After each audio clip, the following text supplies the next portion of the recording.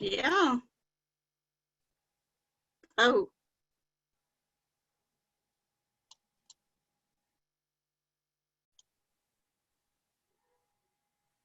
Okay. All right. Well, welcome everybody to the webinar today. You're in for a treat hearing from John Dawson, who's one of our Master Gardener volunteers here at the Manatee County Extension Office.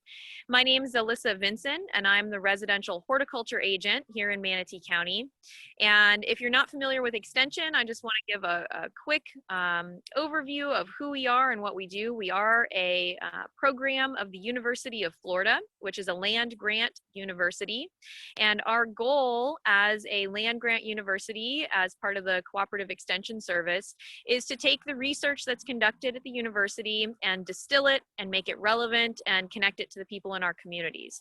And so that's what we're doing here today. Is we're going to have one of our wonderful volunteers who is part of our Master Gardener program, which we have 109 or so Master Gardener volunteers here in Manatee County. They donate over 10,000 hours annually to provide education to our communities. And I know that you're going to learn a lot. And please go ahead and use the Q&A function if you have questions today. And let us know if you need any help in the future. And thanks. Take it away, John. Thank you. Let me get on here.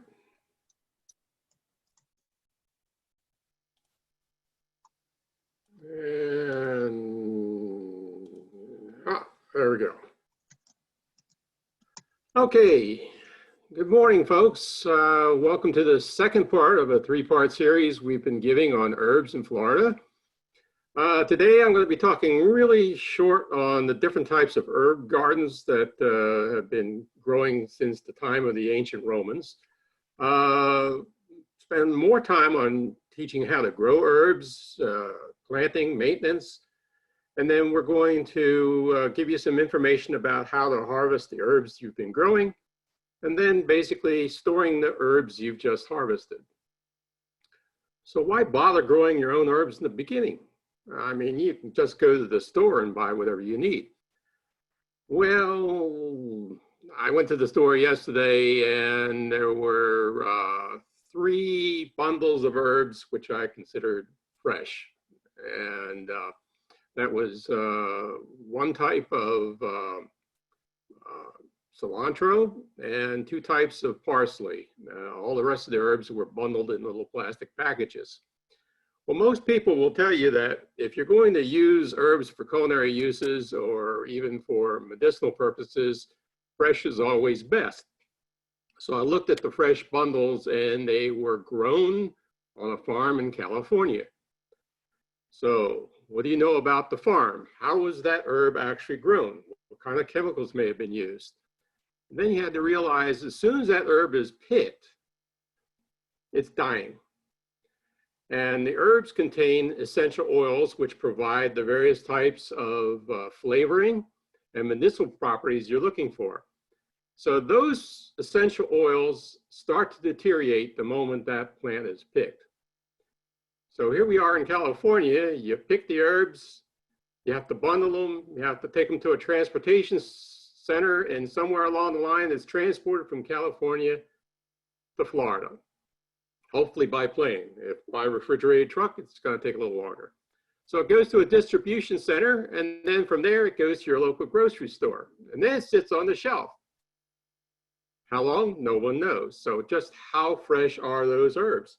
Now, when you grow your own, you know exactly how they're grown. You go out, you pick the herbs you need when you need it and how much you need. So everything is absolutely fresh and at its peak flavor. So when you go to the store, you're paying for convenience, and you're paying a lot. If you grow herbs from seed or from transplants, you're basically saving dollars on everything you buy. So if you go to the store and you buy a bundle of cilantro or a recipe you may have, more than likely you're only going to use a small portion of that bundle. And then what do you do with the rest? The same with the plastic packages. Usually you take what you want, put it in your recipe, and it winds up in the refrigerator. You usually get lost, and after a while you look at it, it's all black and brown, and you don't want to use it anymore. Now the dried herbs, yeah, they're fine, but they have a shelf life as well. I know when I moved to Florida, we opened our pantry and we found herbs that have been in jars and cans, and the best use by date had gone by 20 years ago. So yeah, a lot of times you get a spice rack for a wedding present or something like that, and after a couple of years, they all look alike. So they're almost useless at that point. So I'm going to go over a few things that Becky Moreland started with last week on growing herbs in Florida. We have to know a little bit about herbs themselves. They're basically low maintenance plants, and they can tolerate a large variety of different types of soils. They're mostly drought tolerant. They like sun, but they usually prefer a little bit more shade. They're rarely bothered by insects or animal pests. The wife and I went away on vacation for 6 weeks, came back, and rubber grasshoppers had totally decimated our night blooming jasmine. And the deer who've been marauding through our neighborhood because of all the construction ate all my hibiscus. But none of my herbs were touched whatsoever. Now, there are herbs that are host plants for various butterflies. So if you like butterflies, plant dill or fennel. And if you like dill or fennel, basically plant some for yourself, protect those, and then give some to the butterflies, mostly caterpillars. So it's not difficult, and anybody can grow herbs. So since the ancient Romans first decided to make formal gardens where people would sit around and enjoy just being near herbs, smelling them, and having them available for their meals and things like that. A lot of formal gardens you'll find in Europe and in Asia, and they're unique and they are very pretty. But most folks are basically looking for herbs that can grow around their kitchen area, and they can go out and just pick what they need. I've given several presentations on how early settlers in Florida use herbs in their daily life over at the Manatee Village. And if you go there and you go over to the Florida House, they have a plot there which represents the various herbs that the Florida ladies would be using for their normal day-to-day use. So there are various themes. A lot of folks like planting for themes, okay? Medicinal, meditations, gourmet, crafters, what have you. It's just an example, okay? Now you'll probably be looking at a kitchen herb garden, but there's various different herbs associated with different types of themes as well. While in Maryland, I helped a church group put in a herb garden. I just happened to come along and find this information about various herbs and where they could be found in the Bible, chapter and verse. So they were able to put in a garden, put little signs up, and be able to show where in the Bible that herb was mentioned. I also just happened to find one for Shakespearean gardens. But whatever you do, that's up to you. I mean, normally a kitchen garden is very informal. You grow what you need, and you can put it in just about any place in your landscape. So we're going to be talking about growing herbs. To be able to have a garden, you have to have herbs. So we're going to talk a little bit about propagation from seed, or growing from transplants, cuttings, layering, and root division. So how hard is it? I mean, you just get a packet of seeds, you put the seed in the soil, you water it, take care of it, it pops up, and you repot, either in the ground or in a pot itself. Yeah, that's true. So let's start off with the packet of seed that you might buy in the store. Here's one called Elvis Parsley. Now this is a marketing gimmick. There's actually no variety of Elvis Parsley. But right off the bat, it gives you a lot of information. So this one says that parsley is a biennial, basically meaning that it grows the first year, continues throughout the second year, and then starts putting out seed. It basically tells you, hey, you can grow this in a container. Now, I always tell folks, if I have a choice between putting it in a pot or a container, I would do that instead of putting it in the ground itself. And I'll get to that in a few minutes. It also says that it has no genetically modified seeds. And it tells you how much is in the packet. And it tells you by weight. Parsley seed is very small, so we're talking about a lot of parsley seeds. And each seed has the ability to become an actual parsley plant. Now, the second part of this, it basically tells you that this parsley is Petroselinum crispum. This is the scientific botanical binomial name where we're looking at the genus and species. So wherever you go in the world, this Italian parsley is known by Petroselinum crispum. It also starts to tell you that it's a disease-resistant, full-flavored, and sweet, okay? And it tells you it might be difficult to grow. It might take 3 to 4 weeks before you actually see a plant emerging from the soil. It tells you just how far apart you want to put the seed. It also tells you how deep you want to plant the seed, and it gives you a range of maximum height. And it says you can grow this in partial shade. If you put it in full sun, you'll find out it doesn't do well here in Florida during the summer months. It tells you should soak the seeds and you should start 4 weeks before our last frost date. Well, those are basically instructions for our folks up north. And if you've ever grown parsley up north, you'll know that once it's in the ground in that first year, if it snows that winter, it'll still be there in the springtime. So it's a very hardy plant once it starts. It does not like be in a situation where the soil doesn't drain. Down here in Florida, I planted it in the soil. We had a large tropical storm come through. We had a lot of rain, and the next day the plant just started to rot. So you have to be very careful about being able to provide a loose soil that drains well. And when it says frost-free, just as a little side note here, in our area, basically we have a 30% chance of frost between 28 December to 28 January, which means we have 333 days of basically outdoor growing. So our big problem is in the summer, like right now, where it's overly hot outside. Well, I tell folks, if you have plants that are heat sensitive, before the heat arrives, you can repot or bring the plant indoors and grow them indoors where the actual temperature inside your home is a lot more agreeable to the plant, and it'll continue to do well. Now, the big thing at the bottom is package date. You want to make sure if you're buying seed that it is for the year in which you decide to plant. So if it has a range of 2 or 3 years, you know that that seed's been in that packet sitting around. And if it wasn't stored properly, it probably doesn't have a lot of seeds in that packet that are still viable. So always look for a package date for the year you plan to plant. Okay, so you get seed from a friend of yours, or they may have leftovers in a pack and they just handed you some seeds. How do you know they're still good?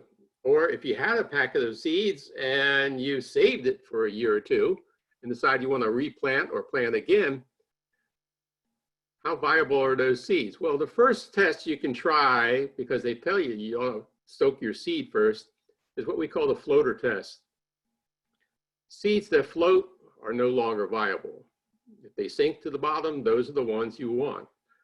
Now, very small seeds will probably not break the surface tension of the water, so they'll just float no matter what. An alternative is what we call the Ragdoll test. So if you do a search engine and you just put down Ragdoll semicolon IFAS for IFAS, you'll come up with a fact sheet or basically an instruction on how you can perform Ragdoll test.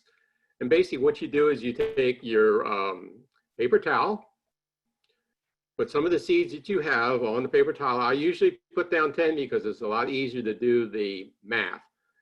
And you look on the instruction, basically it'll say, all right, 3 weeks, and you put the paper towel with the seeds in a plastic bag or a container. Let it sit for about 2 weeks. then check on it. Then check again at 3 weeks. And then you should see sprouts coming in. Basically, the first thing you'll find from a seed is the actual taproot. And if that's coming out, you look at the seeds and you count. In this case, you'll see that all the taproots are out, which means these are perfectly fine seeds, 100% germination. Now, if you had 10 seeds and only 5 came out, that means you have 50% germination, which means when you go to plant, you may want to plant more seeds than you would normally plant if you knew they were all going to come up. So that's one thing you can do. Now, the seeds that are on this paper towel usually get woven into the various fabrics in the paper towel. So if you want to plant those seeds, don't pick them off the towel. Just cut around or just tear around the seed and plant both the seed and the paper towel in your soil. Now, I always like starting seed in a seed starting potting mix. It's basically developed just for seeds, extremely loose and friable. It's been sterilized, so you're not have to worry about any kind of fungal pathogens in the soil. You don't have to get very fancy on different types of fast root development and all that. It's fine, it's not a problem. If it just said seed starting mix, that's all you really need. Now, if you look and do research, you may not find any information on just how deep you need to plant the seed, especially if somebody gives you a seed. Now, this is a fennel seed here. It basically, the rule of thumb is twice the diameter of the seed. That's your planting depth, okay? And the way you can do that is just do a quick measurement, or you put 2 seeds in the ground and you take the top one off. So tamp the ground or put it in your pot. Make sure you have full contact and the soil is moist, not soaking wet, but moist.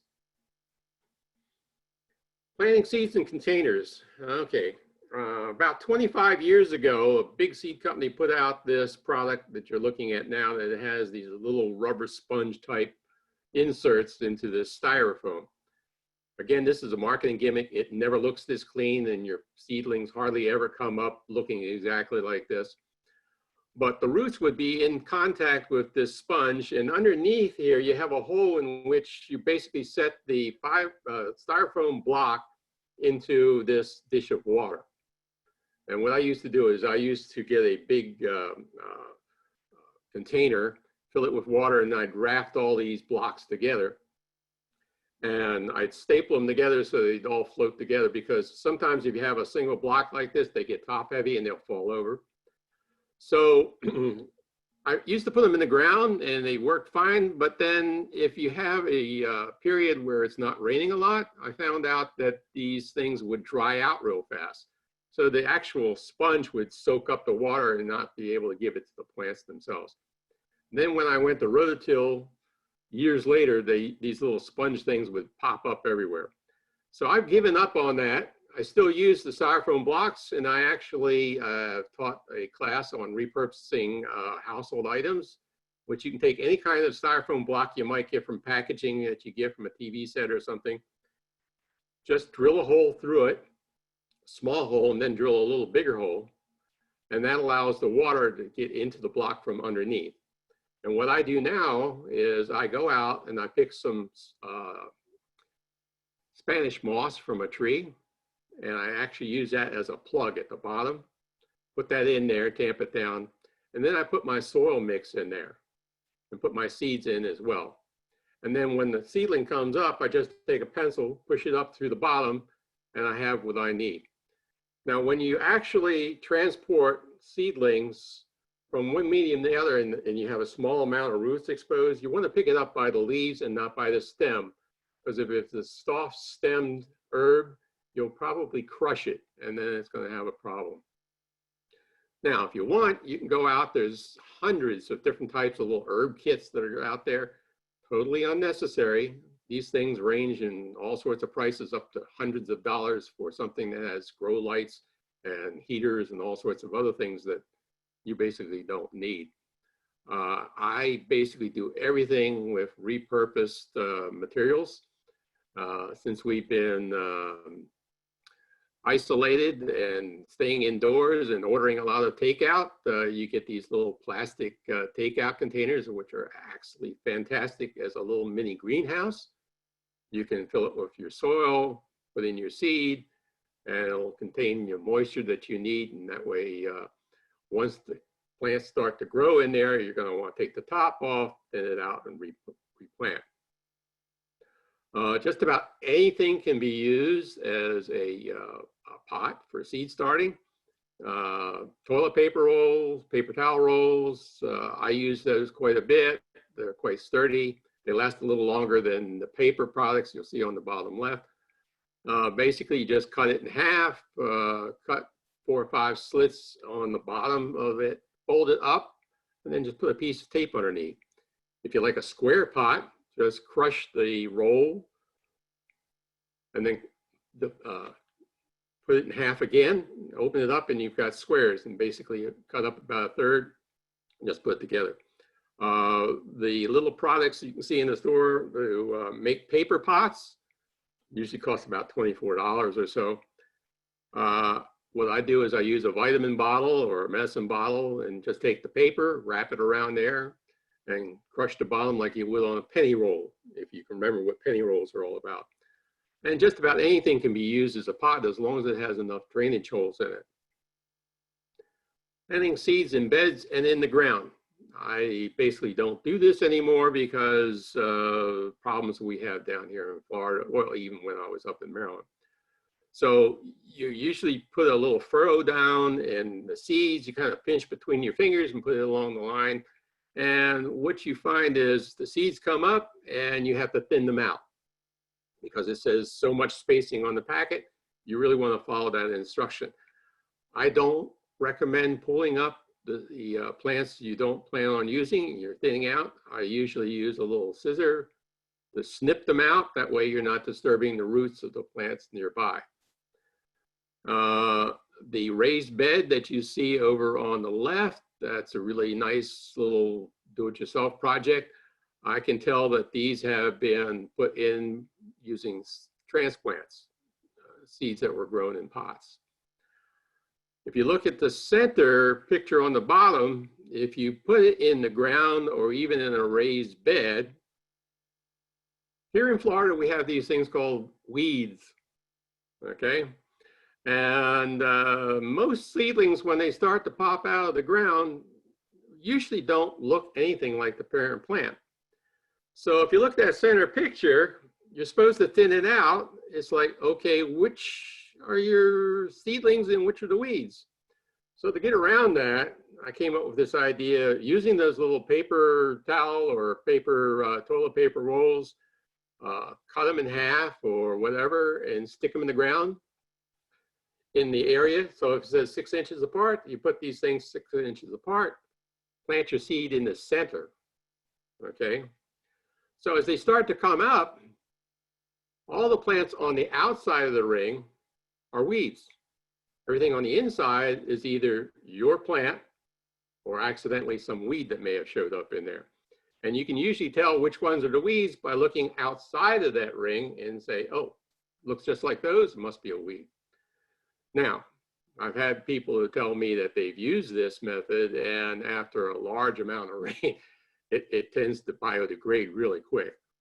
So to get around that, I've taken a length of PVC pipe and just cut it in 1.5 inches or 2 inches. An 8-foot section will give you about 50 of these things. They won't go anywhere. And you can put them in the ground, and there's not an herb that I know of that has a diameter that will exceed that of the PVC pipe. So that's an easy way of telling your weeds from your seeds that you want to keep. This is a raised bed I put in about 10 years ago. Okay, and I'm going to show you this because the mistakes I made. One, I planted it near a oak tree, so I get partial shade where I get maybe 6 to 8 hours of sun. For 2 years, no problems whatsoever. Everything was growing really great. Then the oak tree grew a little bit more and I got more shade. So part of the raised bed was doing better than the other part. So you can see the rosemary that's growing over on the left was getting a lot more sun. Another thing I found out is that the oak tree took advantage of the nice soil that I had in the raised bed and started putting feeder roots inside that raised bed. Within 3 years, those roots got so tangled up in that bed, I couldn't even plant anything. So when we go back to, here's a great place to put it, yes, it is. So just know that during the year, the sun will travel at different angles. So I tell folks, if I had my druthers, I don't use raised beds anymore unless you have a perfect place to put it. I put everything in pots. If you look real close, a lot of the herbs I have growing right now are in these pots that I put on top of the raised bed just because it still has a good place for it. So with pots, you can always move it around. And if it's not doing well in one spot, find someplace else. If it's getting too much sun, put a little bit more shade. If it seems to lean toward where the sun is, put it more in the sun. This is the garden table. It's a design I brought down from the University of Maryland, designed for people with disabilities, people in wheelchairs, people unable to get down on their hands and knees and work near the ground level. It's great for any type of salad greens and especially herbs. In the background, you'll see little stands that were made to hold herb boxes, which is another great container for herbs.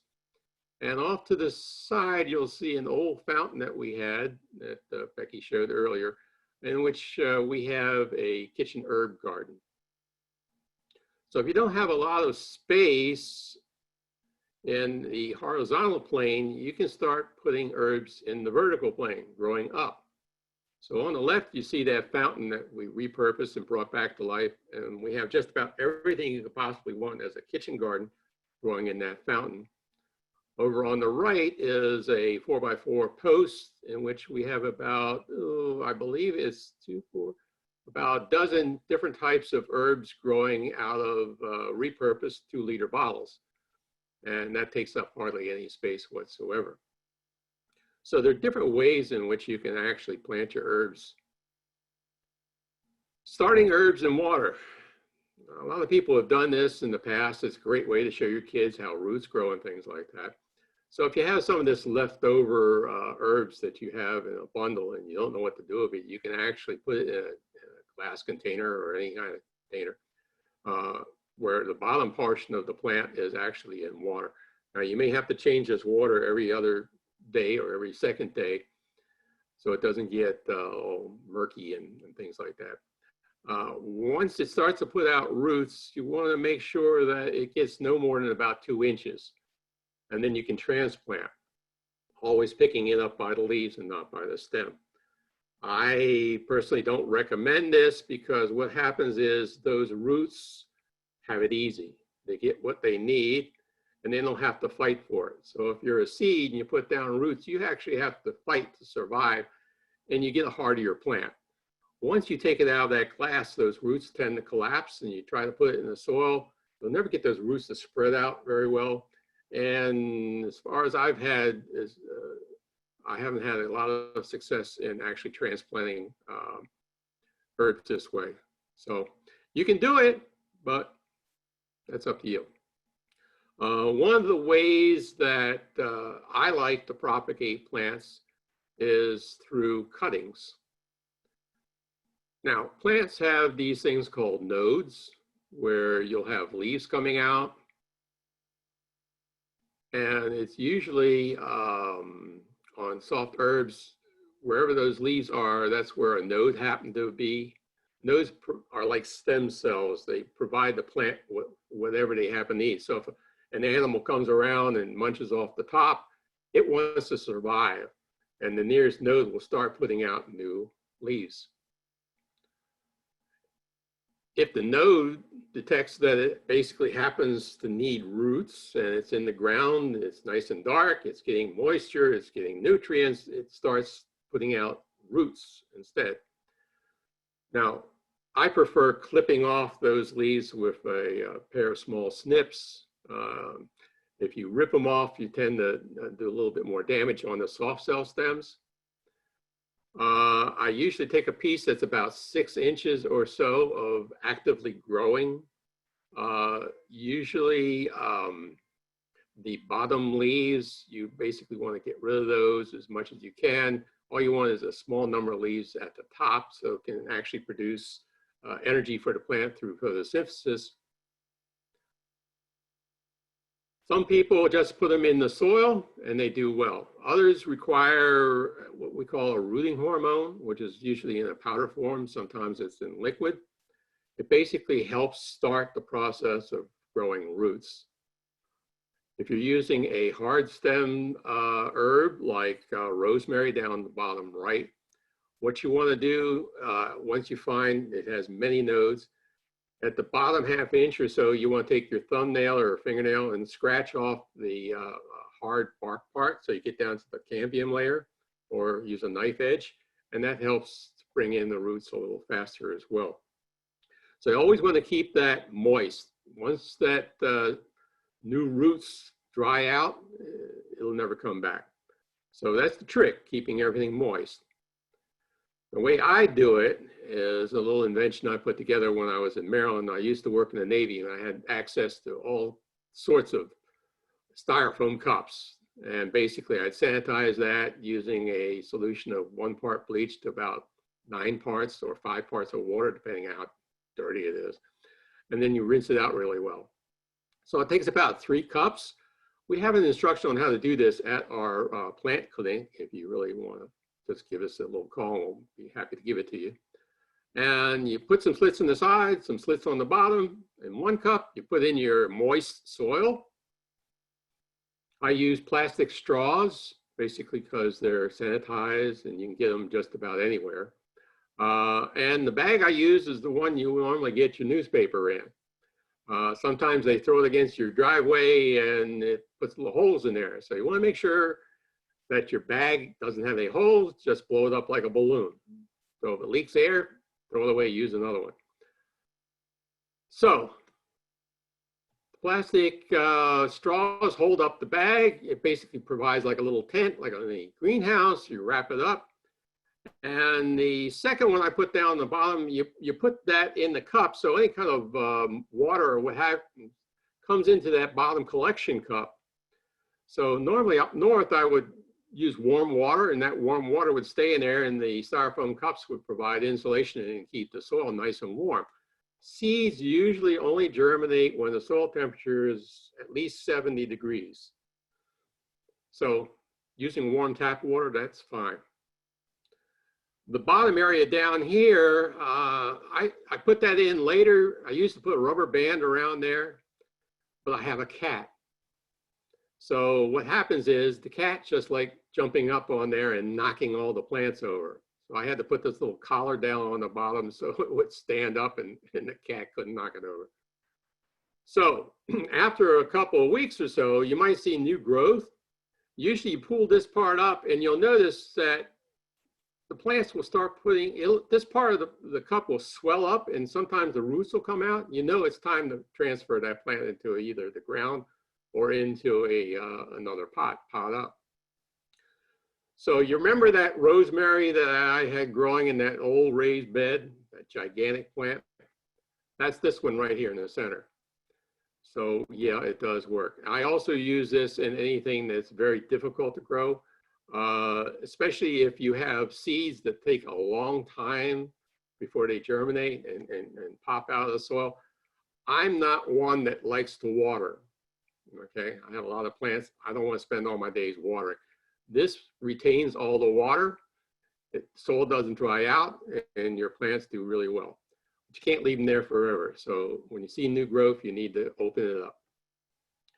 Using a cloche, basically a 2-liter bottle, you cut the bottom out. Put it in a pot, put in your seeds or put in your cuttings in there. Keep the soil moist using micro irrigation or hand watering. You control the humidity by either putting the cap back on there and producing a lot of humidity. You can see the water gathering on there, and that water will drip back down as well. So this way, the soil never dries out and your plants have that humidity that they're always craving. A lot of times I just like putting the plants outdoors, starting without that. So there's a lot of cuttings I can just easily put in the soil outdoors. Sometimes if it's been in the little tent, I'll move from the tent and put it in here. Basically, this is a little container I get from the dollar store. I paid $1 for it. So cut out the little circles using either a drill and a pair of scissors, or if you're using any kind of a cutout circular drill saw, my tip is always run it in reverse. If you run it forward, you're going to crack it up.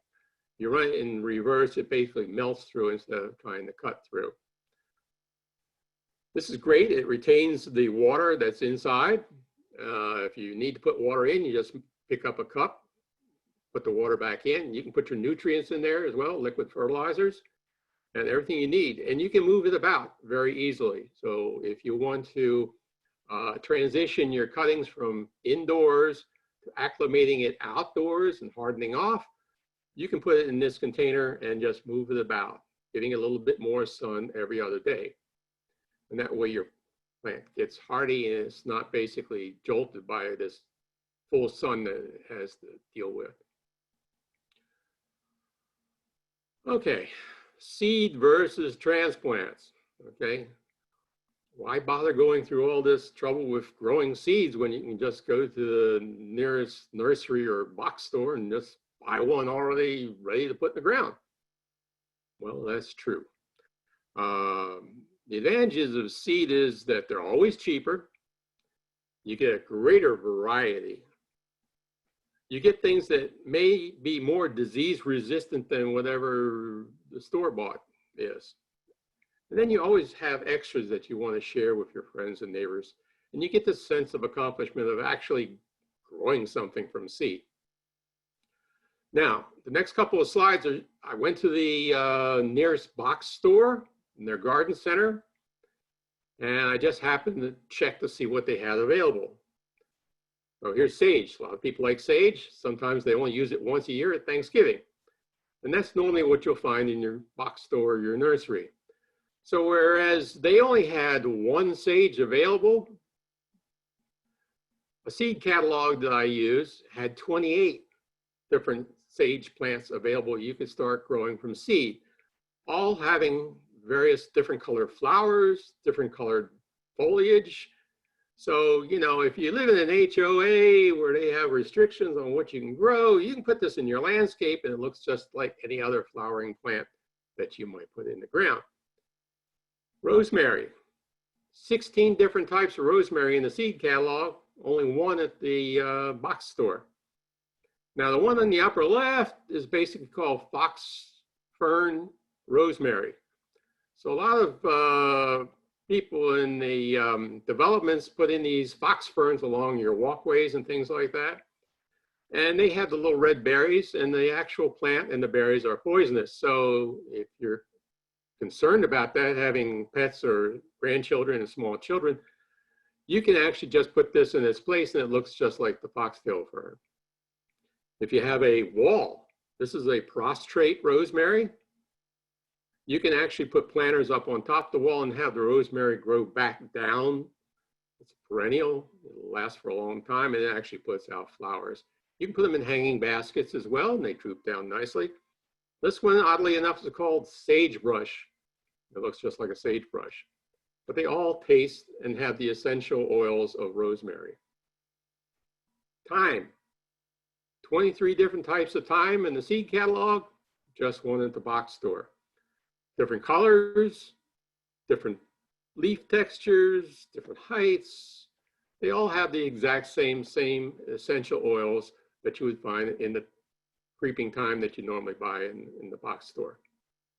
Oregano, 15 types in the seed catalog, only 2 over in the box store. Different forms, little box shapes, different colors, different colored flowers. So there's a larger variety with seeds. Basil, 40 different types of basil in the seed catalog, only 2 at the box store. One was one they called sweet basil, which basically didn't tell you anything other than the fact that it may be a Genovese basil that you can use for caprese and things like that. And the other one was a purple basil. So again, you didn't know which one it was, so you have no clue. Mint, they had one. It said mint. Didn't say what kind of mint, just mint. Okay, so there's 33 in the seed catalog. Now you have to be very careful, even in seed catalogs. They had a large variety of what they call flavored mints. Okay, you can see them on the side. They have different colored leaves and things like that. So chocolate mint, I grow chocolate mint. And normally I get people to come around and I have them taste it and say, what does it taste like? And they say, it tastes like mint. Okay, that's fine. Then I go around and sometimes tell people, hey, this is called chocolate mint. It's supposed to taste just like a peppermint patty or those Girl Scout Thin Mint cookies. Then they try it. They go, oh yeah, it tastes just like chocolate. Wow, this is really cool. So, okay, fine.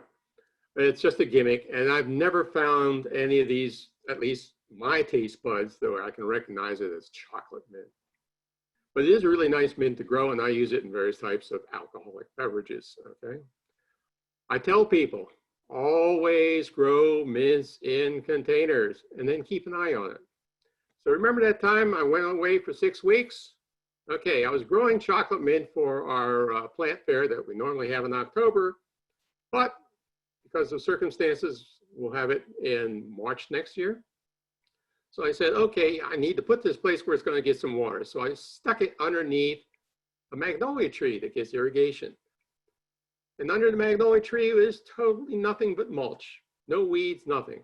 Everything I left, boom. So if you look at the little arrow, here's that little plastic black pot I had with chocolate mint. Everything green is chocolate mint. So within 6 weeks, it escaped from this little pot and took over this entire area underneath the magnolia tree. So if you don't want mint everywhere in your yard, keep it in a container. Now, a friend of mine up in Maryland, he had a shady spot where he couldn't get anything to grow whatsoever. So he planted spearmint all over that shady spot, and it came up. So what he used to like to do when he was mowing the lawn, he'd go back there and he'd mow the spearmint area. And the whole neighborhood would be minty fresh. We knew that Leonard had just mowed his lawn.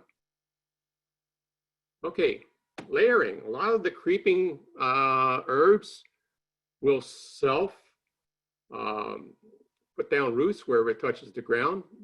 Obviously, mint is one of them. If you want to actually force it, what you can do is you take one of the trailing vines or limbs and find a node where a leaf is getting ready to grow, or a little bumpy spot where it's about to come out as a leaf. And what you want to do is you want to pin it down and put soil over top. So you can either use a bin that you would put down weed cloth with, or make one of your own, or put a rock on top of it. And what you want to do, wherever that node was, underneath the part that would be the furthest down in the soil, you want to scrape off that little barky area. So it gets it down to the cambium layer. It allows the roots to come out a lot faster and easier. Then pin it down and cover it with soil. Okay, within 2 or 3 weeks, you can check it. If it's not ready and it's not putting out roots, just cover it back up again. And you're going to wait for those roots to get maybe an inch or more. And then what you do is you basically sever the umbilical cord. Just cut off the mother plant. And either dig up the baby plant or put it in a pot. If you want, you can actually take the mother plant and then pin it into a pot. And that way you don't have to worry about transplanting it. It'll already be in a pot itself. Same process. Root division, extremely easy. Things get a little out of control, dig up the entire plant, separate it, put it in wherever else you want to put it, or give away a lot to friends of yours. A lot of plants like lemongrass and things like that will spread like crazy, okay? You'll never be able to use that much lemongrass. And it gets more healthier once you actually spread, because usually clumping plants like that, eventually the center part will die out. So it's easy enough to do. You just separate the groups and replant. And a lot of your herbs that are creeping also do well as far as division is concerned. Here are two of my favorites. Basically, these are called rhizomes. We have ginger on the right and turmeric on the left. Back in 2010, my wife decided she was going to try a new recipe required grated fresh ginger. So she tells me, go over to the store and get some ginger. I came home, I had this little ginger root. And she used it in the recipe, and there was like half of it still left. So I said, I wonder what will happen if I just actually put it in a pot, see if it will grow. Yep, sure did. So this is my first year's crop. So from a little rhizome that was maybe about 2 inches, this is what I got. So I said, wow, this is really cool. So I put them in bigger pots. This is turmeric. I said, I did real well with the ginger. Let me try turmeric. So I went to a health food store and got a little rhizome from that. Used the same principle, put it in a pot. Came back out again. These little, what we call corbels, are basically new plants. You separate that from turmeric, or you can actually go and break off pieces of the rhizome and replant it. So I don't use turmeric myself, but I have a lot of friends that use it in smoothies and a lot of folks that have joint pain. So I'm able to give at least a bag or two away to friends. Ginger last year, I had 2 pots. I filled a 5-gallon bucket with ginger. And what do you do with all that? Well, I made ginger ale. You can make ginger beer as well. So I grouped all my gingers and turmerics into a little family photo here. And what's really nice is that both ginger and turmeric and a lot of the flowering gingers can be grown indoors. And they're a very nice looking plant. After the 2nd year, turmeric puts out this beautiful flower. Okay, so a lot of the flowering gingers grow well and actually do well in shade, but always keep them contained because they will spread. Hopefully I get a little chuckle from somewhere out in the audience. I tell folks, incorporate your herbs into your landscape, especially if you have an HOA that basically frowns upon having any kind of garden, even a raised bed. So you can fool them just putting them in your landscape. Herbs have this ability, and we learned this in our first webinar, of being companions to a lot of your landscape plant. They either attract beneficial insects to get rid of all your bad guys, or they have the volatile oils that repel the bad guys and keep your other plants healthy as well. And at the same time, a lot of your landscape plants provide the shade that they may need. And if you have just a patio, you can put them in a barrel, any kind of decorative pot, put them anywhere that you might find space for. This is Mexican oregano growing poolside. Puts out these beautiful flowers. For years, I tried different types of oregano. The Greek oregano, to me, when I put it in a recipe or make pizza, just didn't seem like it had the kick that I'm used to from pizza herbs. And somebody told me, well, why don't you try this Mexican oregano? And it turns out it's not even oregano. It's totally in a different family altogether. But what you'll find is a lot of herbs like cilantro or oregano have other herbs which are not even in the same family, not even in the same genus, that have the exact same essential oils. So when you're looking at my raised bed, there was a pot of culantro there. Culantro is a perennial. Cilantro is an annual. Usually this time of year, cilantro died out way back in the middle of June. It doesn't like the heat. However, culantro, it grows in the shade, it's perennial, has no problem whatsoever, and it self-seeds itself. It's a biennial. Okay, So Mexican oregano is a perennial. It's a landscape plant. And when you need it, you can either pick the flowers or the leaves itself and put it in your recipe.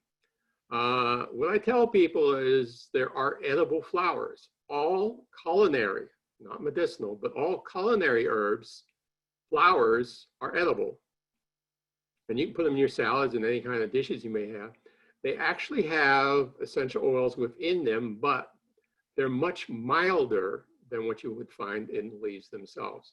So if you have like garlic chives, which are pretty strong, if you collect the flowers, they're much milder and they seem to be a little bit preferable to some folks.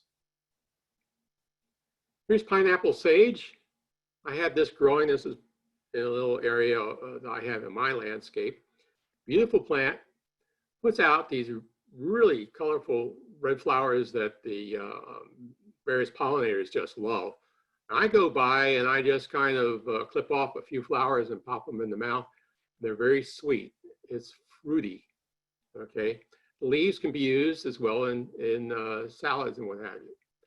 However, I have never figured out how they named it pineapple sage because it, to me, doesn't taste anything like pineapple.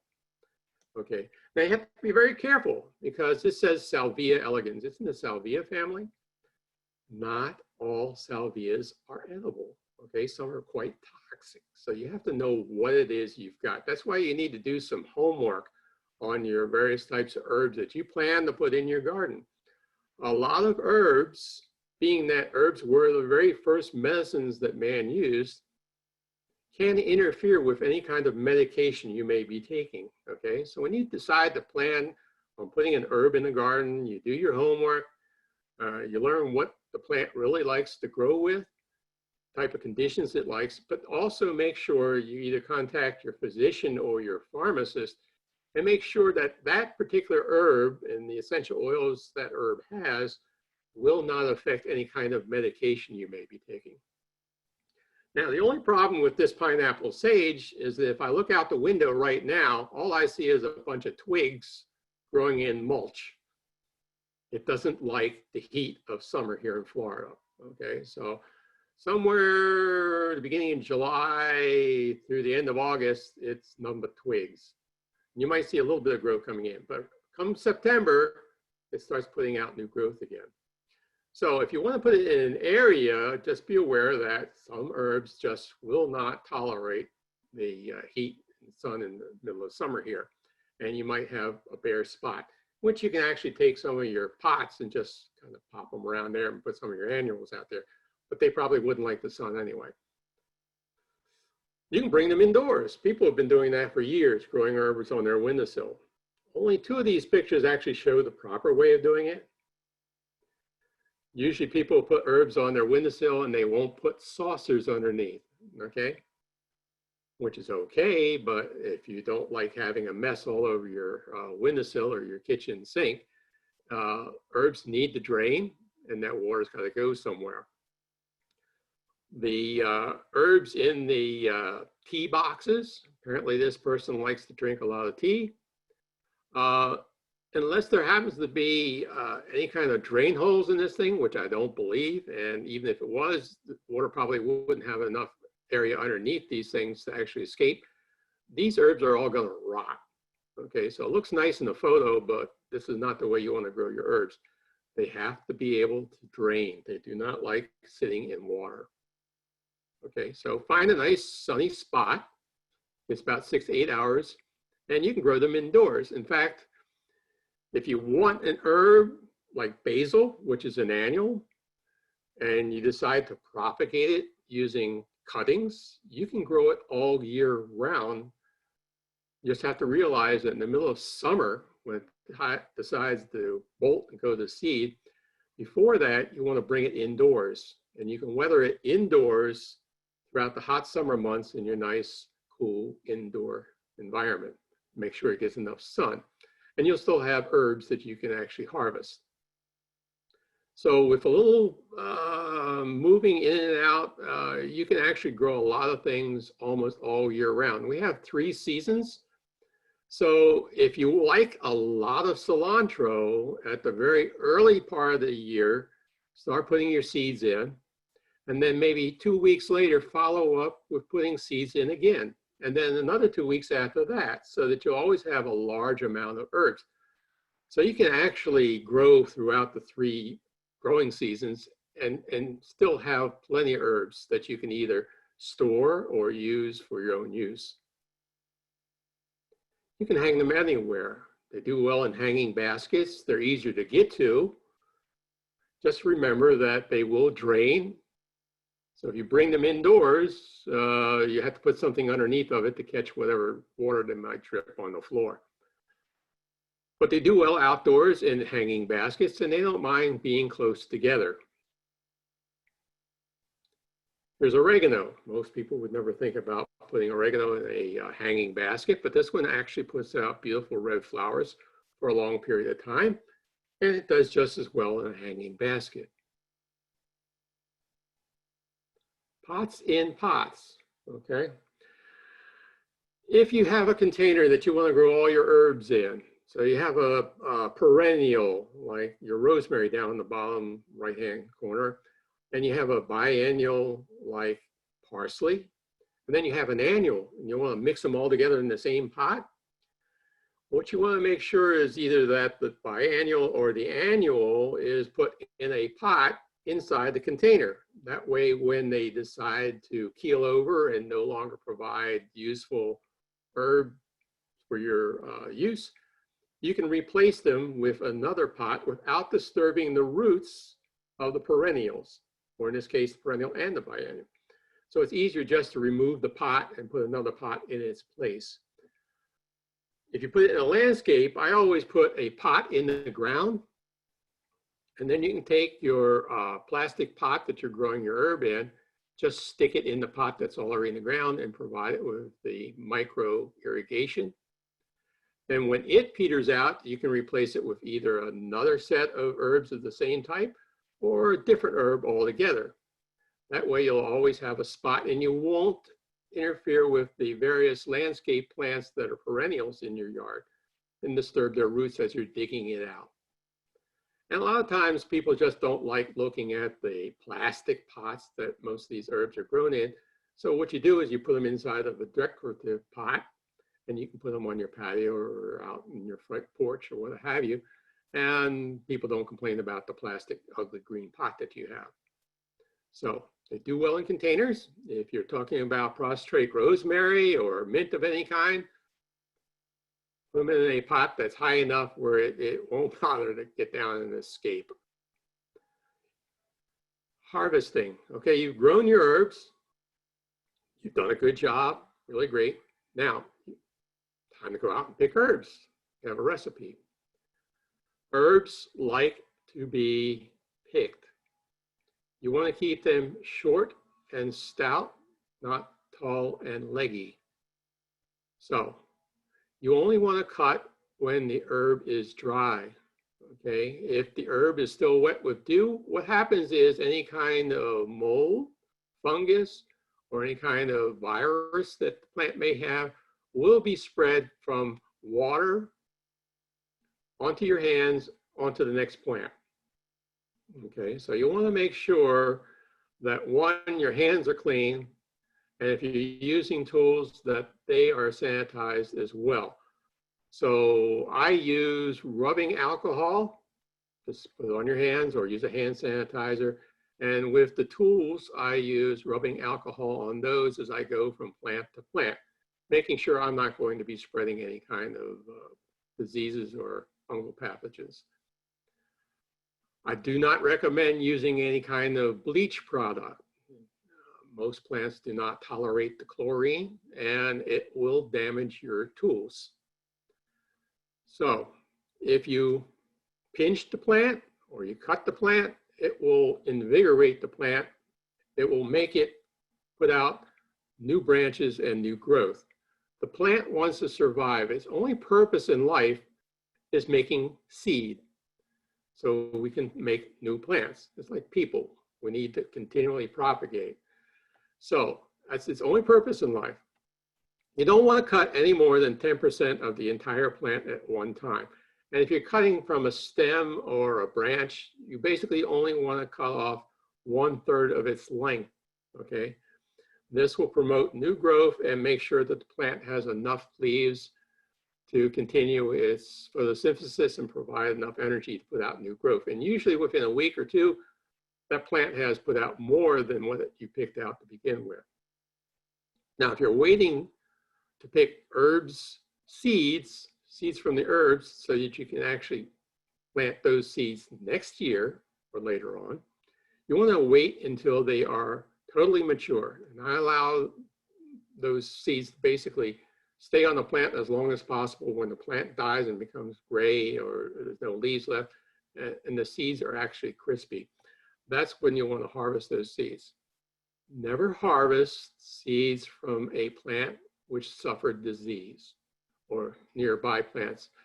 However, if you had several plants like basil and you had 4 or 5 plants and you had a problem with fusarium wilt or powdery mildew, but one of those 4 or 5 had no problems whatsoever, that's the plant you want to keep seed from. The seed will actually be acclimated from year to year as it's growing in your yard. So it basically will say, okay, I like growing here and this is what I have. And it's incorporated in the genetics of the seed. So if it's a very healthy plant, it's survived any kind of problems that may be out there, the next generation of seed will provide that as well. Just be aware that whatever seed you collect, you have to make sure that the actual herb was an heirloom.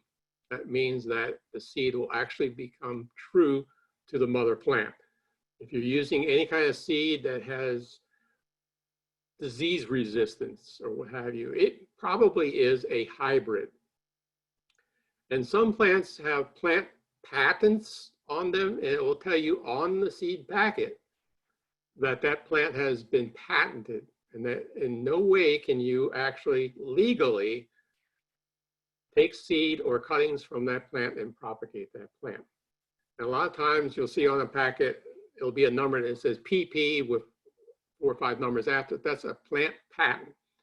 And they usually are good for about 20 years. Once that patent expires, then go ahead and you can do what you want as far as propagation is concerned. Just be aware that it exists, okay? So again, pinch off the buds. If the plants begin to flower, again, pick off the flowers to promote more growth. If you want to use whatever you pinch off and the flowers themselves, just toss them in the salad. They do very well.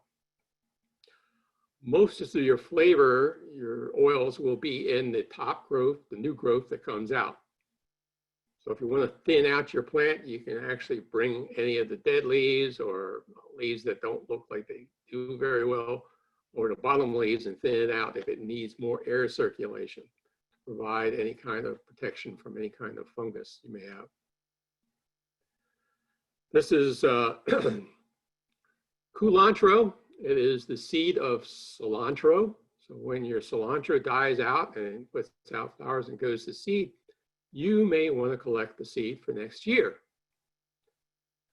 The way I normally do it, any kind of seed that puts out umbels, like your dill and fennel and what have you, excuse me, wait till the seeds are dry on the plant.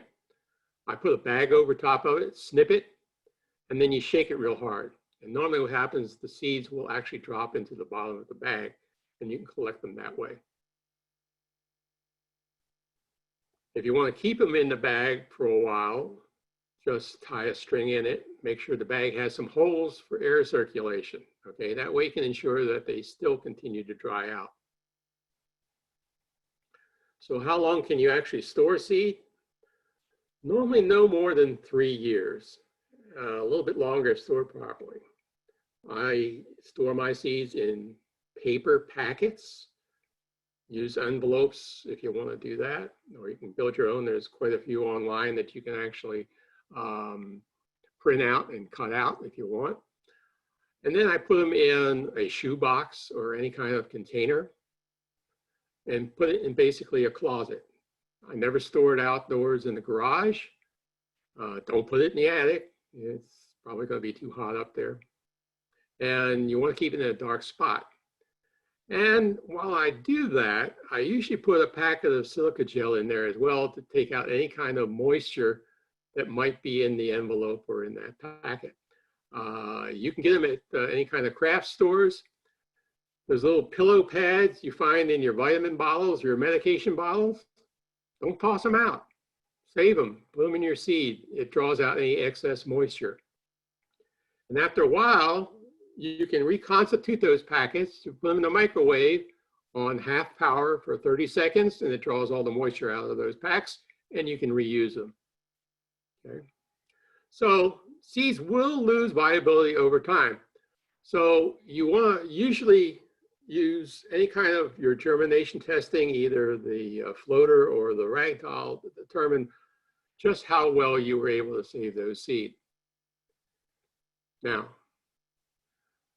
it's not totally perfect. You can have 1,000 seeds in that packet, and you may pick 10 that are the only 10 in that entire packet that did not germinate properly and come to full viability, but that's usually not the case. So you've stored your seed, you've grown your herbs, now you've picked your herbs. How are you going to store it? All right, so you go to the store and you buy those herbs. You don't use the whole thing, so what are you going to do with it? If it's a soft stem herb, like cilantro, parsley, stick that in a glass of water, put it in your fridge. It'll stay there for weeks, if not a month or so. Once it starts to turn colors like brown, you know it's a little over, so you may want to toss that out. If it's a hard-stemmed herb, like rosemary, take a moist towel. Do not rinse the herb. Wrap the herb in the moist towel and put it in a plastic bag. Don't close the bag. Stick it in your refrigerator, okay? Now, the only soft cell stem plant you do not want to put in the refrigerator is basil.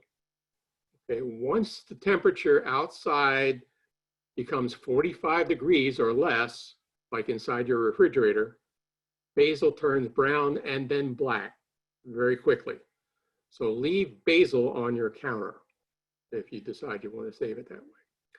But if you're growing your own herbs, there's no need for this, because all you need to do is go outdoors, pick what you need, and then bring it indoors and put it in your recipe. However, if you want to store more herbs for future use, you can try this. You can put herbs in a mason jar or any kind of clean sanitary jar and layer it with alternating layers of non-iodized salt. Iodized salt actually puts in a chemical taste. So normally what you want to use is like kosher salt, which has no iodine. What you'll find is that after a while, the salt actually gets infused with the herb oils, okay? So when you need those herbs, you can take them out and you can rinse them off, okay? And just be aware that if you're gonna put it in a recipe, use less salt, okay? Because it will be salty. And then if you want to use the salt in a recipe, it actually will have some herb flavor to it as well. And you can keep it in your refrigerator for months, okay? Air drying. This is the way most people dry their herbs, the way our pioneers used to do it, okay? Just one thing to be careful about. Eventually they dry and become brittle and they fall apart. The first time I did this, I decided, oh, I'm gonna put them in my attic. Perfect place for them, nice and dry up there. It's, you know, no problem whatsoever. Weeks later, I go up to check on it, and there's herbs all over my fiberglass insulation, which, you know, there's no way in the world you're going to use that. So either hang them in a place where you can collect it, put a paper bag over it with the holes, and that way the leaves and seeds will fall in the bag itself. You can use a dehydrator or convection oven. If you use an oven, set it to 140 degrees and leave it there until it's crisp, leaving the door cracked open to allow the moisture to escape. 140 degrees may sound familiar. That's what you want your compost bin to be at. And that basically kills off any kind of mold or any kind of pathogens that might be on the leaves still. And then you want to put them in sanitized containers like glass jars. And again, I put the desiccant inside the glass jar itself, making sure that you have all that water out of any of the leaves that you're trying to preserve. Microwaving. Okay, this shows one piece of paper towel and a couple pieces of parsley. I put in a paper towel, put in basically all the parsley that'll fit, and then I put a paper towel on top of that. And then I put it on high for 2 minutes. And normally, the first time, depending on just how much water was in the herb to begin with, most people will try to rinse the herbs to make sure you're getting kind of dirt and things off of it before you put it in the microwave. You want to try to dry it out as much as you can. You can put it in a little salad spinner or just shake it like crazy to get most of the water off. And sometimes after the first 2 minutes, you might still not feel the leaves being crispy enough. So you can put it in for another 2 minutes after that. Now, sometimes I will take new paper towel and put it in if I'm doing a lot, and especially if you're doing different herbs. So you don't want those flavors to mix. Okay, shelf life of dried spices and herbs. And just like the spices and herbs you keep in your kitchen cabinet, you got to keep an eye on it. There's a best use date. And if you don't use it in a while, it basically surpasses that date, and it basically is no longer very good as far as use in cooking is concerned. Herbs, if you put it in a nice paper packet and you store it properly, it's good for about 3 years. After that, it starts losing flavor.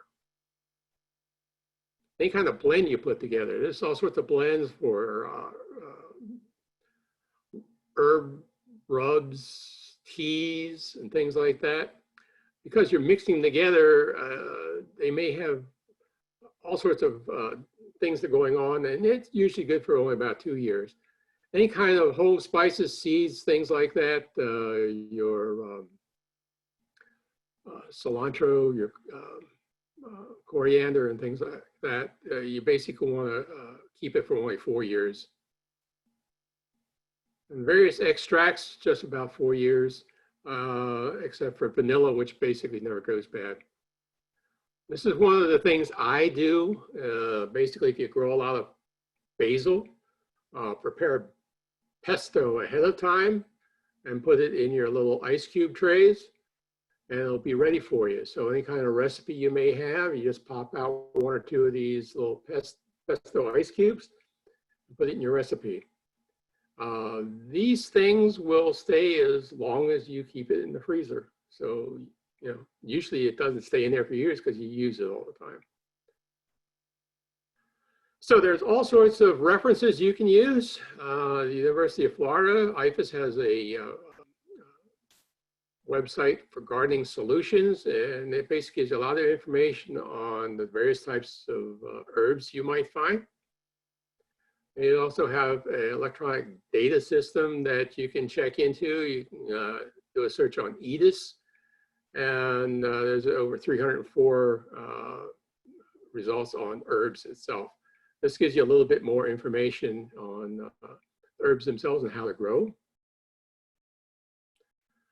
Heirloom seeds, we talked about this in the past. Those are the only ones that will come true. So you have to make sure that if you're going to try to save seeds, they have to be heirlooms. In this one catalog from Seed Savers, there were at least 30 herb heirloom seeds available. Just be aware that Seed Savers is in Decorah, Iowa. So the seeds are basically acclimated to Iowa. Not that they won't grow here, you just need to make sure that the seeds that you're going to purchase will grow in our Zone 9 area. This is one I use a lot. This is Richter's. They're outside of Toronto, Canada. Not so much that I buy seeds or plants there, which I have in the past. They're kind of expensive, but they have a huge amount of information available to you on every single type of herb you probably will not know about. Those ones that you normally will not find in the big box stores or the nurseries. So this is really great. All you have to do is do a search on Richter's and this will pop up and they'll send you a free catalog. Almost all the seed catalog people will send you a free catalog if you ask for it, and it is online. So with that, how about questions? Anybody have any questions?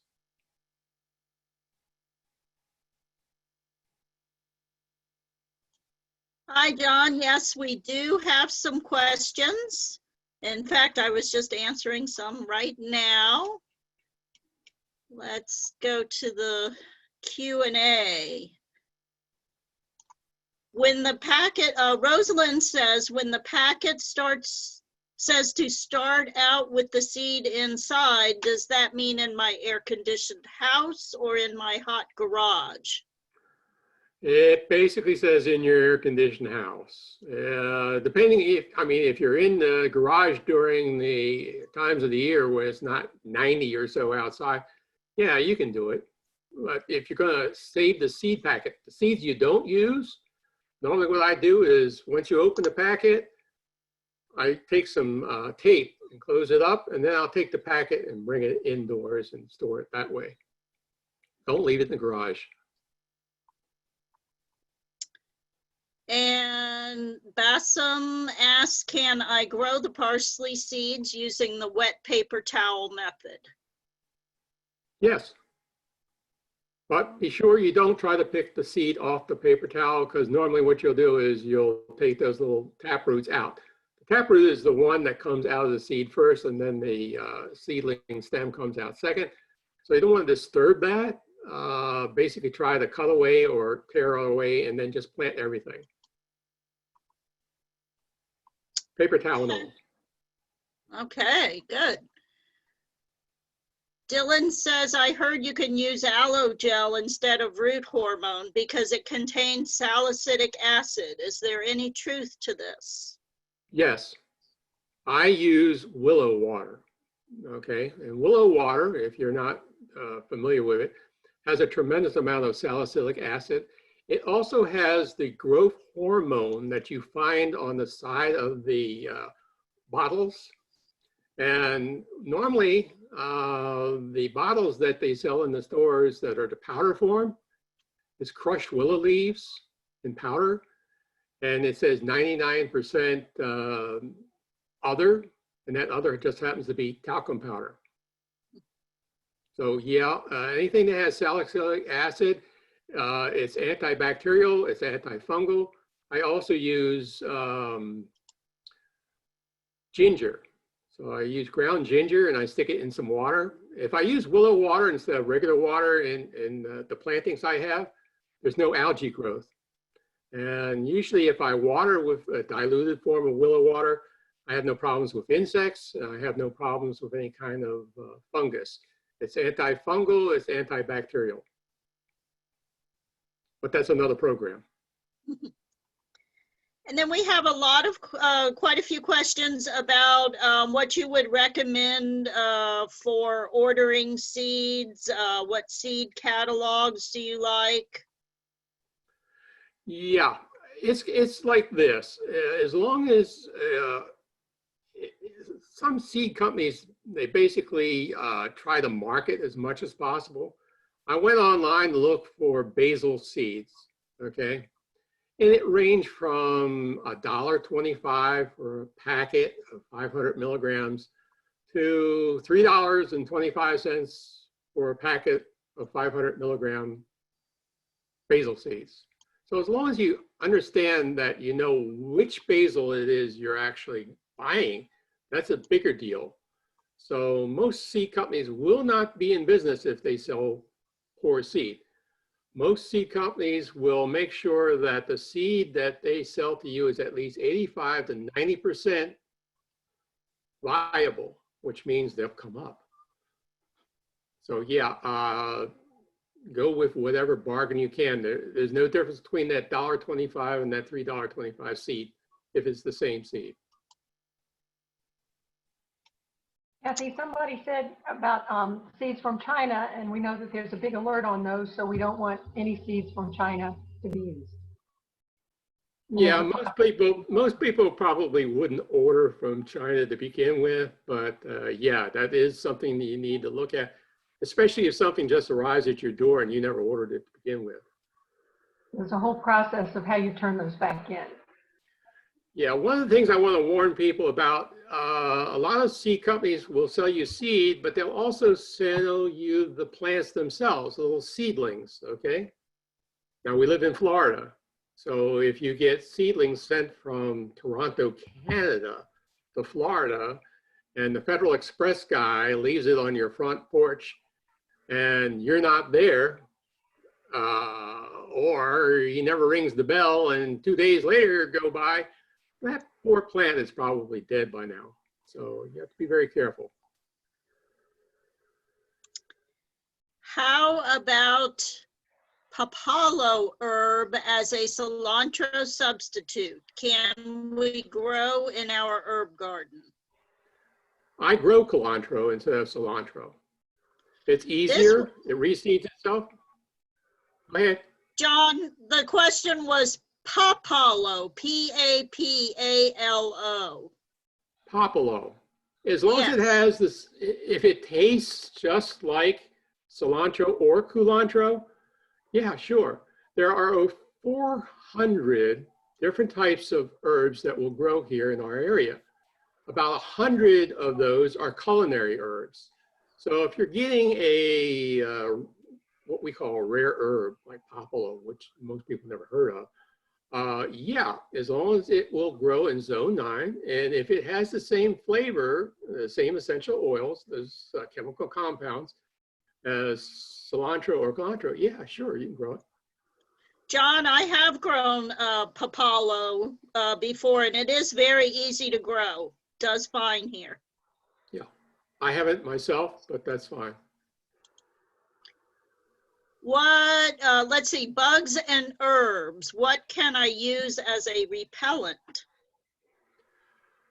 To be honest, I have, other than caterpillars, which will find their host plants, dill and fennel and some of the leafy ferny plants, I've never seen any problems. I've not seen whiteflies. I've not seen lover grasshoppers. I have not seen much of anything that will actually chomp on an herb. So I'm not sure what they might be talking about. They're very good as far as repelling bad bugs, and they will attract some beneficials, mostly when they flower. I'm the same way. I mean, there haven't been too many bugs, quote unquote, but you know, a little bit of water, you know, wouldn't hurt. But again, we're going to eat the herbs, so you want to be careful about what you use. I never put any kind of pesticides on herbs.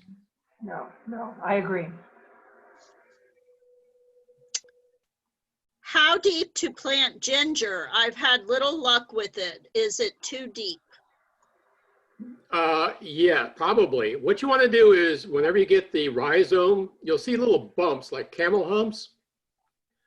You want to put it in the ground so it's just basically covering it. That's it. If you put it in too deep, it will rot, okay?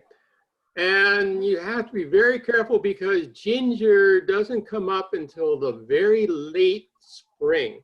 I mean, very late. You'll think, oh man, this thing's not growing. And then all of a sudden it starts popping up. And with all gingers in the fall, they will turn yellow and they will just basically droop and die off. It doesn't mean the plant's dead, it'll come back again. So more than likely, if you have problems, it was either growing it, planting it too deep or growing it in some place there was just too much sun.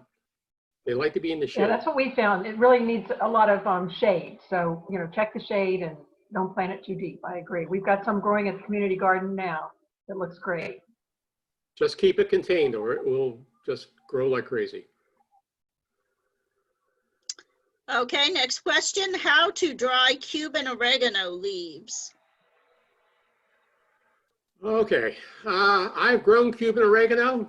I kind of think it's more like a weed than anything else. I mean, it grows like crazy.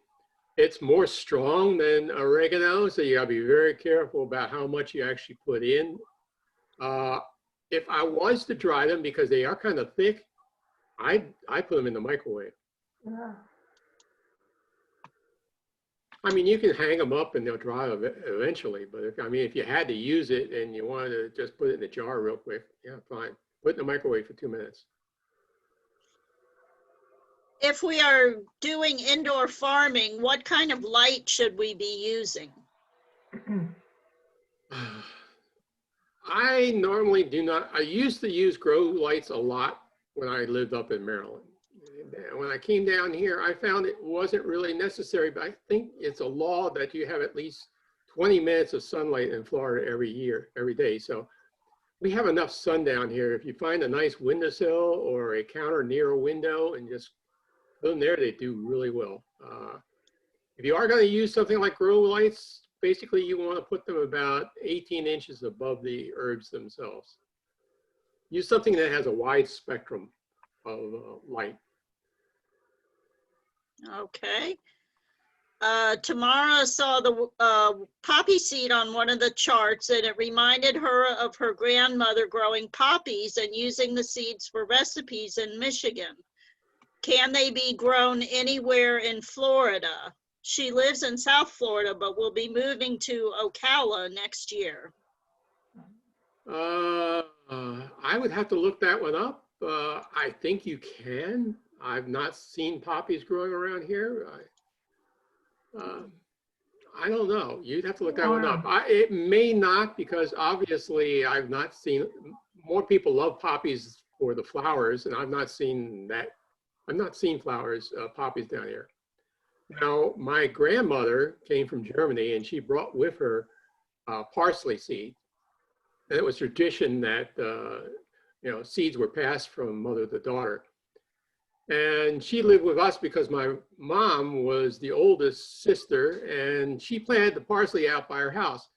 So 15 years growing up in that house, we had a parsley patch because we used it a lot in German cooking. I never knew it was a biennial. It just grew all the time. So unfortunately, there were no girls in our family, so it never got passed down. And when my mom died, my dad moved, and the parsley patch stayed with the house. I have no idea. I doubt seriously it's still there. Okay, regarding culantro, problems growing it, does it need shade or full sun, lots of water or little water? It doesn't like full sun. It likes to be in the shade. It has no problems whatsoever. It's drought tolerant.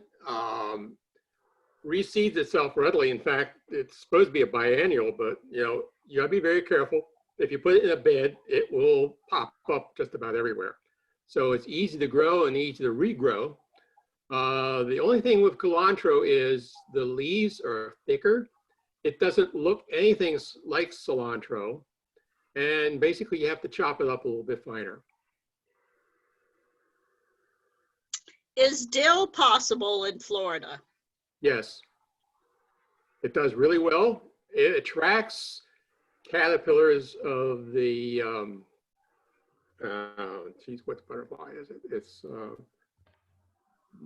swallowtail. Black swallowtail. Yeah, a black swallowtail. And in fact, if you pick off one of the caterpillars and you just have to scrunch it, all this green stuff comes out and it smells exactly like parsley. So yeah, it does really well. The only thing with like the ferny type plants like dill and fennel and what have you, once you put it in the ground, you don't want to transplant it. It does not transplant well. So grow it in a pot or container. And then if you want to put it outdoors, just make very sure that you're very knowledgeable that you don't want to disturb the roots. It will not survive.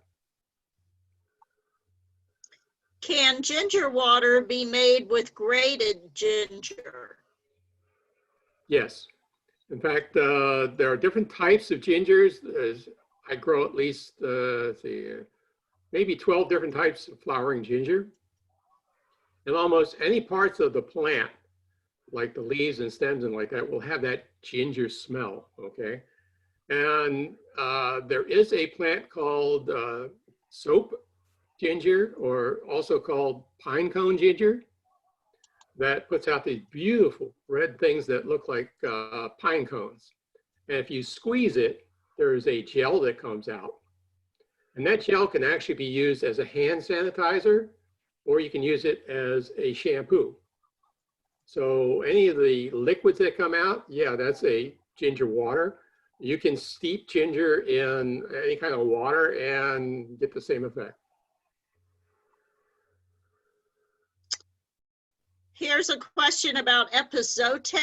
A friend gave me a couple stalks of his epazote, which he separated. I planted it and it died. Was outside when we got a lot of rain. Do I need to protect it from excess rain? I used to grow epazote up in Maryland. I found out that it reseeds itself rigorously. We didn't have the torrential rains we have down here, so I never had a problem with it. But I also grew a plant that was called Perilla fruescens, or also known as shiso. It's one of the most beautiful herbs you'll ever see. It was purple, shiny, it was great. And the only problem was it wound up all over the neighborhood. And my neighbors were cursing me because for years it just pops up everywhere. Epazote is kind of like that. Epazote is used in Mexican cuisine and also in any kind of cruciferous type plants like cauliflower, Brussels sprouts, and things like that. It has the same essential oils and the ingredients in Beano, the little tablets you take. It basically cuts down on all the gases that produce in your stomach after eating those types of beans and things like that. So it was always put in that type of Mexican cooking to cut down on all of the burping and gases that show up. But I think the real trick is everything's got to drain well. So with the rains we have, and if you water it too much, it's got to drain well. That's one of the other big things. Yeah, that's the big thing. It has a very complex flavor. The leaves themselves, kind of minty, kind of spicy. It's unusual. It's really great. I like it, but just be careful. It will go places. Are there any herbs that absolutely will not grow here in Florida? Yes, quite a few, in fact. Basically, whenever you look at an herb and you get back into the homework part of checking out how it should be grown, if it doesn't say zone 9 on there, if it's got zone 4 or 5, it's not going to grow down here. Tarragon is one of them. French tarragon. A lot of people like French tarragon in various types of recipes and things. I had problems growing it in zone 7 in Maryland. Okay, it did not like the heat whatsoever. There are various other plants that can be grown that have the same essential oils. And the Mexican tarragon, which is basically a marigold and not a tarragon whatsoever, grows extremely well down here. It is a annual, puts out beautiful little yellow flowers, and you can use it in any place of a recipe that calls for tarragon. Unless you're a gourmet snob, you probably would never recognize the difference. And if you basically do a search and put down plant equivalents, like herb equivalents, you'll find that the tarragon, not only is the Mexican tarragon chervil, which is another herb, has a tarragon taste to it. There's quite a few others. So they will give you some kind of equivalence. Be careful because there is a Russian tarragon that does well here as well. And it takes to the heat very easily. The only problem is it doesn't taste like tarragon. So you have to be very careful. Yeah. So Mexican tarragon has beautiful little yellow flowers, and they're very edible too. yeah. Easy to grow. Yes. Okay, do you know of any herbs that repel mosquitoes? Yes, I do. The early frontiersmen used to use a local mint, one of our native mints, and they would take that mint and they would wrap it around in their banderas and put it around their necks to keep flies and mosquitoes and buzzing gnats away from their face. They would also tie it around the harness of their horses to keep them away from their eyes as well. Beautyberry, okay, it's a native. It puts out beautiful berries this time of year. Research has shown that the leaves of the beautyberry, which the Native Americans and our frontiersmen would use as well, they crush it. And it has a compound in it similar to DEET. Okay, so you could rub those crushed beautyberry leaves all over your skin and it would repel mosquitoes as well. Now, there are types of geraniums that basically say they're mosquito repellents. It's kind of like citronella. So they call it a citronella plant, okay? So it'll smell like citronella, but the only time it ever releases its oils is if you rub against it. So having the plant just sit there on your porch doesn't repel mosquitoes in itself until you rub it or crush the leaves. And then it puts out the essential oils that the mosquitoes don't like. Same thing with that Cuban oregano. If you crush that, sometimes that works out well too. But the geranium is pretty helpful. Yeah, but you have to somehow crush it or stomp on it or whatever you want to do to release the oil. Michelle would like to know if the mint hurt your magnolia tree. What's that again? Did the mint hurt your magnolia tree?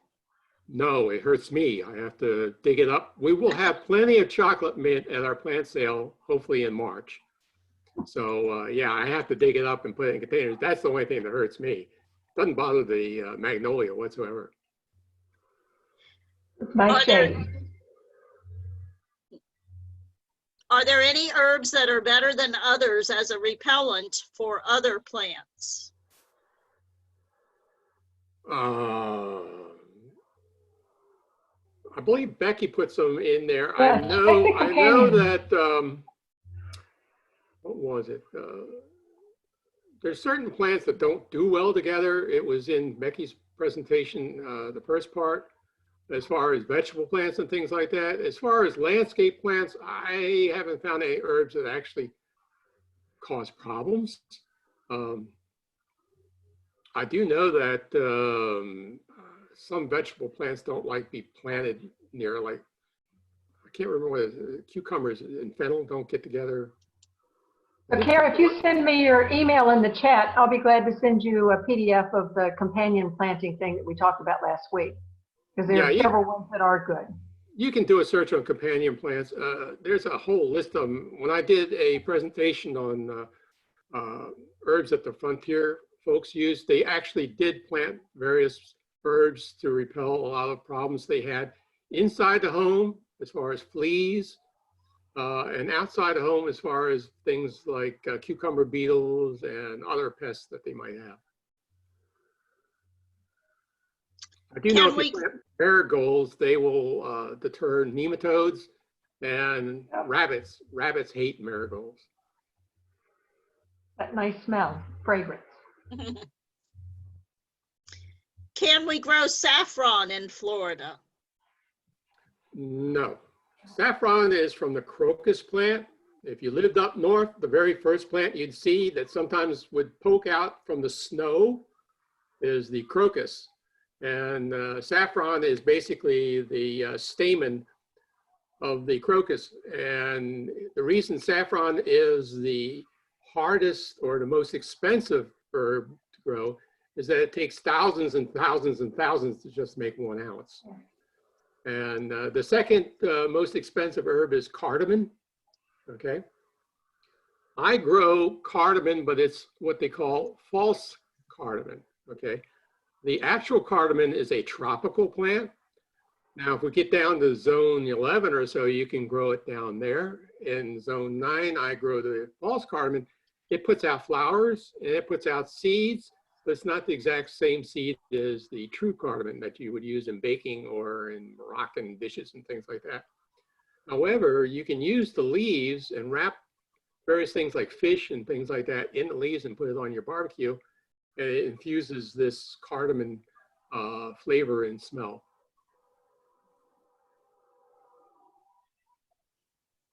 So Okay, saffron, no on the saffron, okay. no. Question about willow water. Do you buy your willow water or do you get willow bark to make it?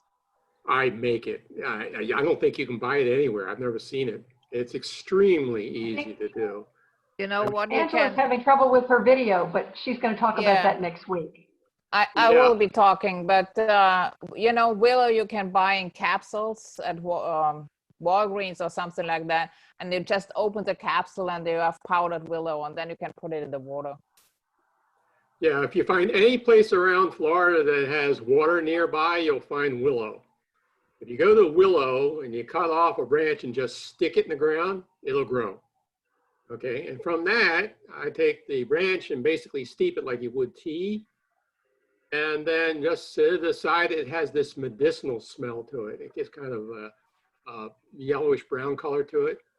You gotta be very careful in that some plants are extremely sensitive. You may have to dilute it somewhat.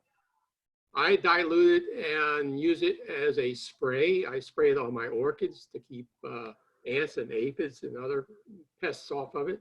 It also seems to do well as far as knocking down any kind of powdery mildew. So it's a great thing. I have people who swear by it, and other people tell me it doesn't do anything. So yeah, I use it to, when I take a cutting, I usually have some willow water and I'll put the cutting in there for about 20 minutes. And then I'll take it out and then I'll plant it. You can do it that way. You leave it in there for a day or so, it's just too strong. Okay, do you recommend Dr. Bronner's Castile soap for herbs and vegetables? I use it. Yeah, you want to dilute it, of course. Any kind of soap, okay, it's one of the more pure soaps. A lot of the other soaps that you use that have a lot of other ingredients, in fact, you know, they're no longer recommended for use. So ivory soap, Castile soap, yeah, I don't have a problem with that. The only consideration is to not use it in the real hot part of the day. Spray in the early morning or late evening. Yeah. Soap spray, basically most insects, almost all of them have an exoskeleton, and the soap basically dissolves that. So it'd be like dissolving your bones in your body. That'd be the end of it. Which herbs are preferred by high-end restaurants? That's interesting. We have a master gardener who basically provides vegetables and herbs to local chefs. And that's all she does. She has a little niche market that way. And they basically ask her to grow various types of things that are new and unusual.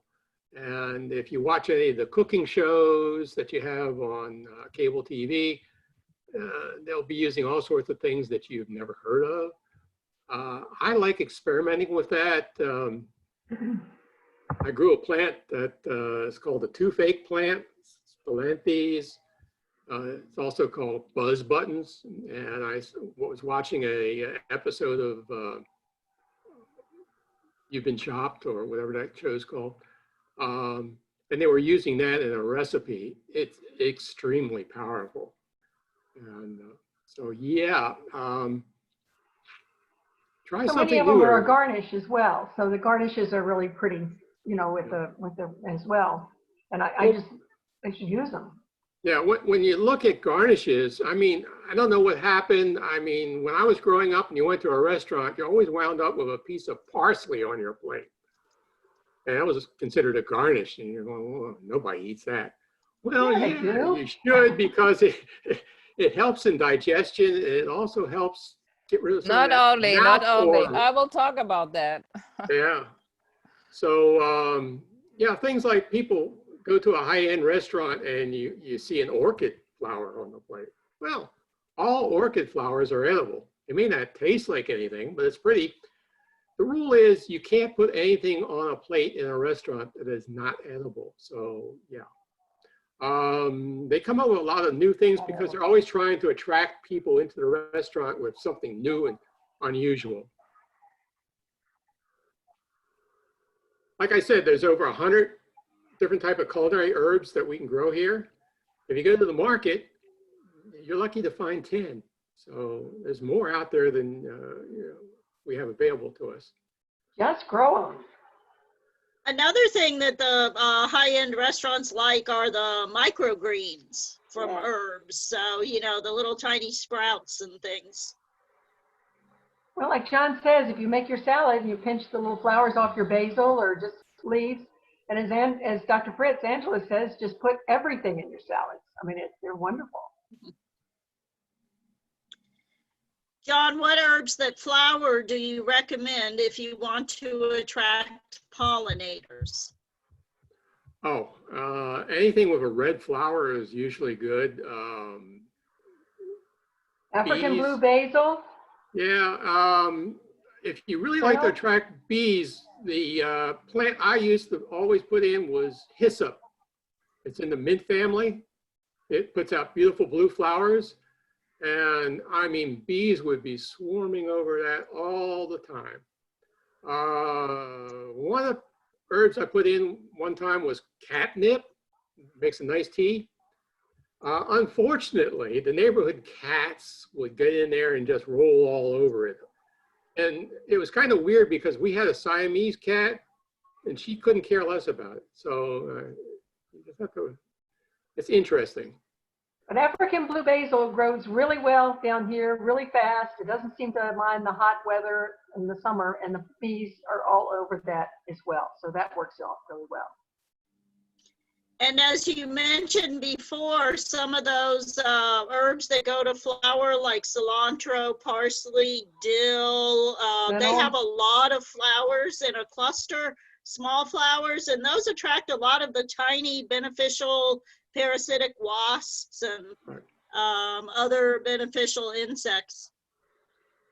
Yeah, if you want seeds, you're going to have to let the flowers do their thing. So you don't pick off or pinch off the flowers. And that leaves it to the beneficials to do their thing. Okay, here's our last question. You mentioned willow water or ginger water as root starter and willow water for ants and powdery mildew. Do you know if ginger water will work for powdery mildew and ants too?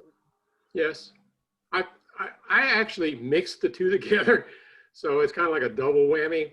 I haven't had any problems with powdery mildew, which is really bad for basil. It just basically, once it's there, it just wipes it right out. And using it, I haven't had any problems, but you could try it. It's antibacterial and antifungal as well, just like the willow. So there are properties in various types of plants and herbs that, you know, just take out any kind of fungus and mildew that might be there. Okay, well, thank you very much, John, and thank you to everyone that attended. We are going to be sending out a link to the recording after the presentation to anyone who is registered. So we will also send out links for the previous one as well, Growing Herbs or Herbs for Florida. And please stay tuned for number 3 in the series, which is Herbs in Your Daily Life with Dr. Angela Fritz. And she'll be talking, she's a master herbalist, and we'll be discussing all different ways to use plants for cooking or medicines or cosmetics and teas. So hope you will join us next Wednesday at 10 o'clock. Thank you.